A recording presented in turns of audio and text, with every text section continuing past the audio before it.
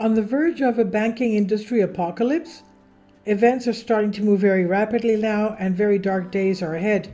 Michael Snyder from the Economic Collapse blog reports, every time that they tell us that everything is fine, things just seem to be getting worse.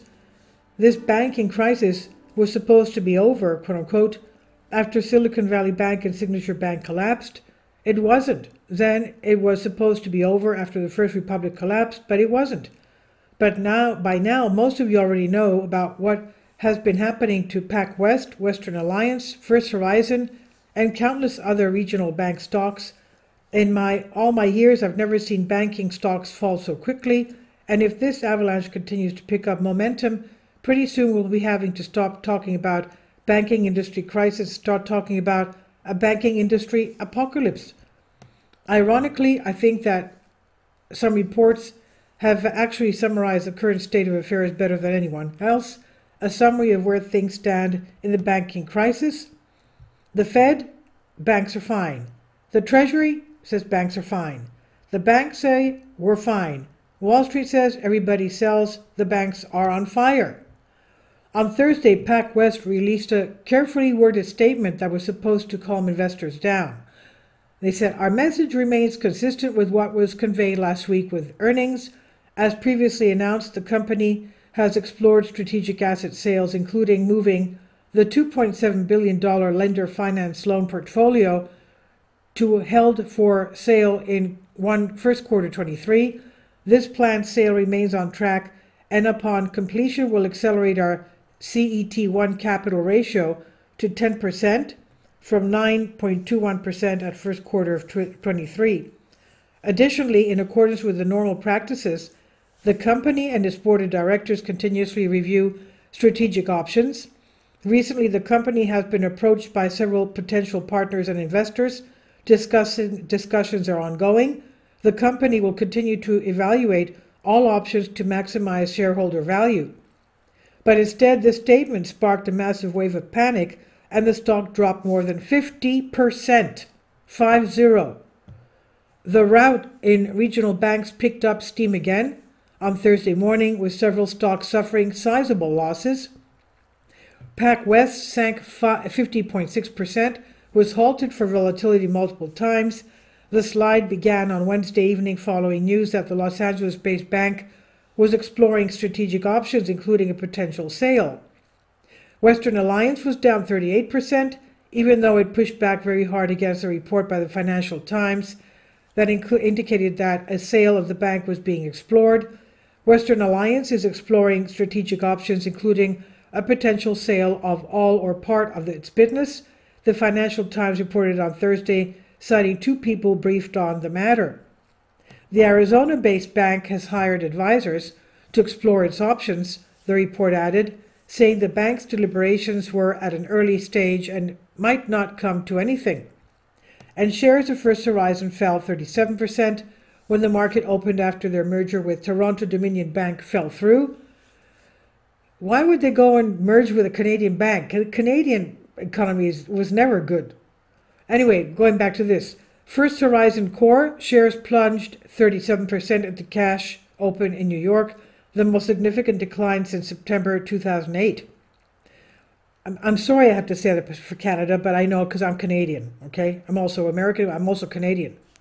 Now, and I'm also Greek. Anyway, going back to this, Bloomberg reported First Horizon held a conference call earlier today, seeking to calm investors after the merger agreement with Toronto-Dominion Bank was terminated. The regional bank said it has stable funding and adequate capital. Those are the three big names that are dominating the headlines right now, but there are many more institutions that are teetering on the brink of insolvency. In fact, one recent study determined, are you ready for this? I hope you're sitting down. Hold on to your armchairs. They determined that 186 more banks, we're talking about the United States, 186 more banks are at risk of failure. What? What? After the demise of Silicon Valley Bank and Signature Bank in March, a study on the fragility of the U.S. banking system found that 186 more U.S. banks are at risk of failure, even if only half of their uninsured depositors Uninsured depositors stand to lose a part of their deposits if the bank fails, potentially giving them incentives to decide to withdraw their funds. Well, after all this news, of course, anybody has money in the U.S. banks is going to have a run on their banks.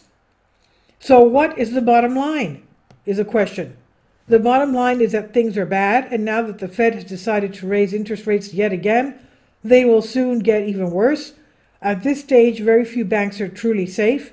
Depositors continue to pull out their money out of the system. Bonds that are held by these banks continue to lose value, and more loans are going bad with each passing day. This banking crisis is far from over. In fact, it is just beginning.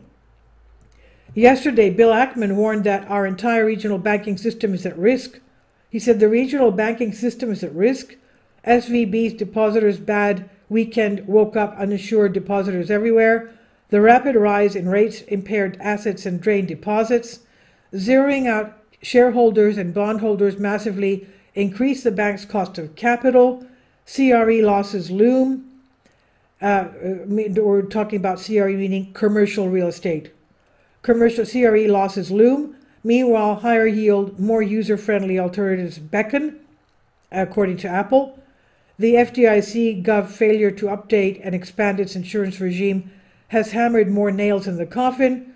FRB would not have failed if the FDIC temporarily granted deposits while a new guarantee regime were created. Instead, we watched the dominoes fall at great systemic and economic cost. Banking is a confidence game. At this rate, no regional bank can survive bad news or bad data, as the stock price plunge inevitably follows. Insured and the uninsured deposits are withdrawn, and pursuing strategic alternatives means an FDIC shutdown over the coming weekend. Oh my God. He is mostly correct, but I will quibble with him on one point. Even if all deposits in the system are fully guaranteed, a lot of people will still be pulling out their money. And as Zero Hedge has aptly noted, many wealthy individuals are transferring funds from checking accounts that yield next to nothing to money market funds that pay around 5%. People are not moving their money because of deposit loss fears. Everyone already knows unlimited insurance is guaranteed, especially in blue states. They are moving because it takes 30 seconds to transfer from a 0.01% yield checking account to a 5.1% money market. The Federal Reserve could help the banks by cutting interest rates, but that is not going to happen anytime soon. So brace yourselves for more bank failures. Prior to the collapse of First Republic, Gallup conducted a survey that asked Americans if they are concerned about the money that they have in the banking system, and these are the results. Amid turbulence in the U.S. banking system, nearly half of Americans are anxious about the safety of the money they have in accounts at banks or other financial institutions. A total of 48% of U.S. adults say they are concerned about their money, including 19% who are very and 29% who are moderately worried. At the same time, 30% are not too worried and 20% are not worried at all. These findings are from Gallup poll conducted April 3rd to 25th, the month after Silicon Valley Bank and Signature Bank collapsed. News about the failure of the third bank, First Republic, came after the poll was completed. Needless to say, the events of the past couple of weeks are not going to help people feel any better. Our banking system is in a tremendous amount of trouble, and this is just one element of the broader societal meltdown that we're currently witnessing. I'm extremely concerned about the rest of 2023, and I'm even more concerned about what 2024 will bring. Events are starting to move very rapidly now, and very dark days are ahead. And this is by Michael Schneider. It says about the author, my name is Michael. A brand new book entitled End Times is available on Amazon. In addition to my new book, I've written 6 other books that are available on Amazon, including 7-Year Apocalypse, The Lost Prophecies of Future America, The Beginning of the End, and Living a Life That Really Matters, Commissions Earned. When you purchase any of these books, you help to support the work that I'm doing, and one way that you can really help is by sending copies of gifts to family and friends. Time is short, and I need help getting these warnings into the hands of as many people as possible. I've published thousands of articles on the Economic Collapse blog, End of the American Dream, and the Most Important News. And the articles that I publish on those sites are published on dozens of other prominent websites all over the globe. I always freely and happily allow others to republish my articles on their own websites, but I also ask that they include this about the author section with each article. The material containing this article is for general information purposes only, and readers should consult licensed professionals before making legal, business, financial, or health decisions. I encourage you to follow me on social media on Facebook and Twitter, and any way that you can share these articles with others is definitely a great help. These are such troubled times and people need hope. John 3:16 tells us about the hope that God has given us through Jesus Christ. For God so loved the world, which he gave his only begotten Son, that whosoever believeth in him should not perish but have everlasting life. If you have not already done so, I strongly urge you to invite Jesus Christ to be your Lord and Savior today. And this is by Michael Snyder on the Economic Collapse blog on Collapse Spark. Please leave your comments, and thank you for your support. Finally, support my Patreon account. The daily posts are 5 videos daily, and they are totally different from what I have on my YouTube channel. Thank you so much for your support, and that you find all my content so interesting. You'll find the Patreon account details in the description box below.